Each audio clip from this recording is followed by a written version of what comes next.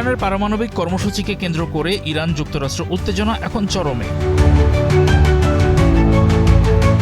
সম্প্রতি মার্কিন president Donald Trump ইঙ্গিত দিয়েছেন যে ইরানকে একটি নতুন পারমাণবিক চুক্তিতে বাধ্য করতে দেশটিতে সীমিত পরিসরে সামরিক অভিযানের পরিকল্পনা করছে যুক্তরাষ্ট্র। মার্কিন কর্মকর্তাদের পক্ষ থেকে সামরিক অভিযানের আশঙ্কার কথা জানানোর পরপরই প্রেসিডেন্ট ট্রাম্প সংবাদ মাধ্যমের মুখোমুখি হন। তিনি সোজাসাপটা বলেন, ইরানের ওপর চাপ সৃষ্টি করতেই এমন সামরিক ভাবনাটি বিবেচনা করা হচ্ছে। এর আগে তিনি আলটিমেটাম দিয়ে জানিয়েছিলেন, আগামী 10 দিনের মধ্যেই বিশ্ব জানতে পারবে ইরান কোনো সমঝোতায় আসছে নাকি যুক্তরাষ্ট্রকে যুদ্ধের পথ বেছে নিতে হবে।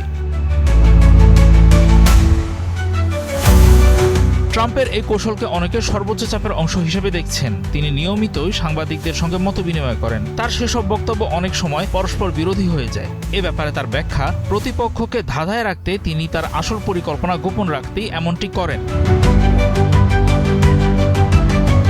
কিন্তু ট্রাম্পের পরিকল্পনা যতটুকু দেখা যাচ্ছে, পৃথিবী জুড়ে আতঙ্ক ছড়াতে এটুকুই যথেষ্ট। উত্তেজনা বাড়ার সঙ্গে সঙ্গে মধ্যপ্রাচ্য ও এর আশেপাশের অঞ্চলে মার্কিন প্রতিরক্ষা দপ্তর তাদের সামরিক শক্তি ব্যাপক হারে বাড়িয়েছে। বিশ্বের সবচেয়ে বড় আর অত্যাধুনিক বিমানবাহী রণতরী ইউএসএস জেরাল্ড আর ফোর্ডকে মধ্যপ্রাচ্যের দিকে এগিয়ে চলতে দেখা গেছে। ইউএসএস আব্রাহাম লিঙ্কন তো আগে থেকেই মোতায়েন করা আছে। বেশ কিছু ডেস্ট্রয়ার যুদ্ধজাহাজ এবং অত্যাধুনিক যুদ্ধবিমান মোতায়েন করা হয়েছে, যা যে কোনো সময় আঘাত হানতে সক্ষম। এক্সট্রিম মশার কয়েল প্ল্যান্ট ফাইবার দিয়ে তৈরি, ডেঙ্গু, চিকুনগুনিয়া বাহি সহ যে কোনো মশার বিরুদ্ধে দেয় এক্সট্রিম সুরক্ষা। যুক্তরাষ্ট্রের এই সামরিক শোডাউনের বিপরীতে ইরানও বসে নেই। স্যাটেলাইট চিত্রে দেখা গেছে দেশটির প্রস্তুতি। গুরুত্বপূর্ণ সামরিক স্থাপনাগুলোর প্রতিরক্ষা ব্যবস্থা জোরদার করেছে দেশটি। ইরানের সর্বোচ্চ নেতা আয়াতুল্লাহ আলী খামেনি সরাসরি যুদ্ধের হুঁশিয়ারি দিয়েছেন।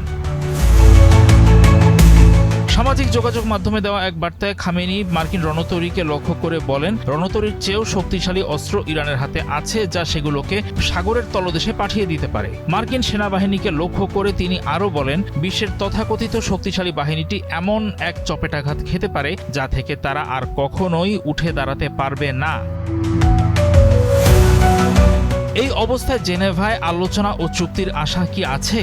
সামরিক হুমকির সমান্তরালে কূটনৈতিক তৎপরতা এখনও চলছে। ইরানের পররাষ্ট্রমন্ত্রী আব্বাস আরাকচি জানিয়েছেন, তারা এরই মধ্যে একটি চুক্তির খসড়া তৈরি করেছেন। এই খসড়াটি খুব শীঘ্রই যুক্তরাষ্ট্রের বিশেষ দূত স্টিভ উইটকফের কাছে হস্তান্তর করা হবে বলে আশা করা হচ্ছে। এখন ইরান ও যুক্তরাষ্ট্রের এই স্নায়ুযুদ্ধ শেষ পর্যন্ত রক্তক্ষয়ী সংঘর্ষের রূপ নেবে, নাকি কোনো নতুন চুক্তির মাধ্যমে পৃথিবী আপাতত শান্তির পথে হাঁটবে, তা আগামী কয়েকদিনেই পরিষ্কার হয়ে যাবে হয়তো।